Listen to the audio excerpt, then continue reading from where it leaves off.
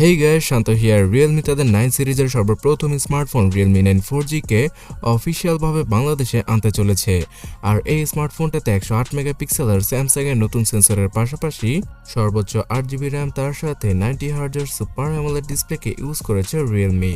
তো এই স্মার্টফোনটা out of the box Android 12 এর সাথে আসবে, যেখানে কিনা Realme UI 3.0 কে পেয়ে যাবেন আপনারা। সো অ্যান্ড্রয়েড 12 এর সাথে যেহেতু আসে আগামী 2 বছরের সফটওয়্যার আপডেট, মানে অ্যান্ড্রয়েড 13 এবং 14 এর আপডেটও পাওয়া যাবে Realme 9 4G স্মার্টফোনটায়। এই স্মার্টফোনটার সবচেয়ে বড় বিশেষত্ব হচ্ছে গিয়ে এর 90Hz এর সুপার অ্যামোলেড ডিসপ্লে।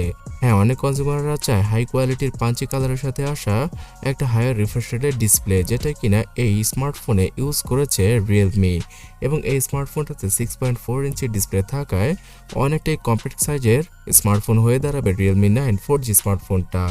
এখানে উপরে এবং নিচে কিছুটা চওড়া বেজেল থাকলেও আপনাদের হয়তো প্রবলেম হবে না রেগুলার ইউজ করতে এই ফোনটি।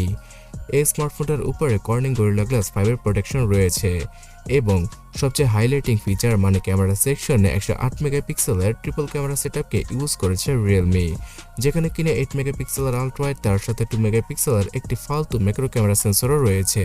108 মেগাপিক্সেলের স্যামসাং এর HM6 এই নতুন সেন্সরটা আগের তুলনায় 123% বেশি লাইট ক্যাপচার করতে পারবে। এছাড়া এই স্মার্টফোনটার ফ্রন্টে থাকবে 16 মেগাপিক্সেলের সেলফি, বাট এই ফোনটা দ্বারা 4K তে ভিডিও রেকর্ডিং করা পসিবল হবে না, বিকজ এখানে স্ন্যাপড্রাগন 680 মতো একটা বেসিক লেভেলের চিপসেটকে ইউজ করতে যাচ্ছে Realme। আর এর জন্য এই স্মার্টফোনটাতে হাই কোয়ালিটিতে আপনারা ভিডিও রেকর্ড করতে পারবেন না, তবে স্টেবিলাইজেশনের জন্য জাইরো বেস ESR সাপোর্টটা পাওয়া যাবে। এই ফোনটার স্ন্যাপড্রাগন 680 চিপসেটটা কখনোই 108 মেগাপিক্সেলের ইমেজ সেন্সরকে সাপোর্ট করে না, বাট Realme নাকি কোয়ালকমের সাথে খুব ভালোভাবে অপটিমাইজ করে নিজেদের চিপ ইউজ করে এই কাজটাকে মানে এই অসম্ভবকে সম্ভব করেছে।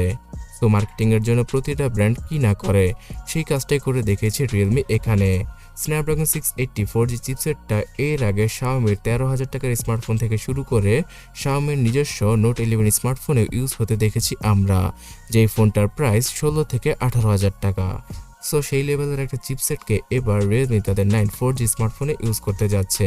এবং এই চিপসেটটার দুর্বল দিক হচ্ছে গিয়ে এর জিপিইউ Adreno 610। এই পুরনো জিপিইউটা থাকায় আপনারা সব ধরনের হাই গ্রাফিক্সের গেমগুলো অনায়াসে প্লে করতে পারবেন না, লো গ্রাফিক্স রেখে সেই গেমগুলো খেলতে হবে। যেমন পাবজি গেমটা GFX টুলস এর মাধ্যমে 1080p 40 এ আপনারা প্লে করতে পারবেন।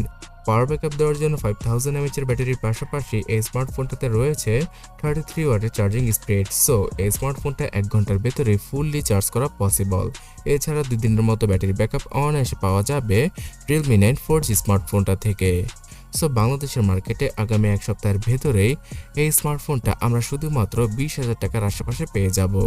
যদি 6GB RAM এর সাথে আসে তাহলে এই ফোনটার প্রাইস হবে 20,000 টাকার নিচে, এবং 8GB RAM এর সাথে আসলে 20,000 টাকার আশেপাশেই লঞ্চ করতে হবে Realme-কে, যদি তারা বাংলাদেশের মার্কেটটাকে খুব ভালোভাবে গ্র্যাব করতে চায়।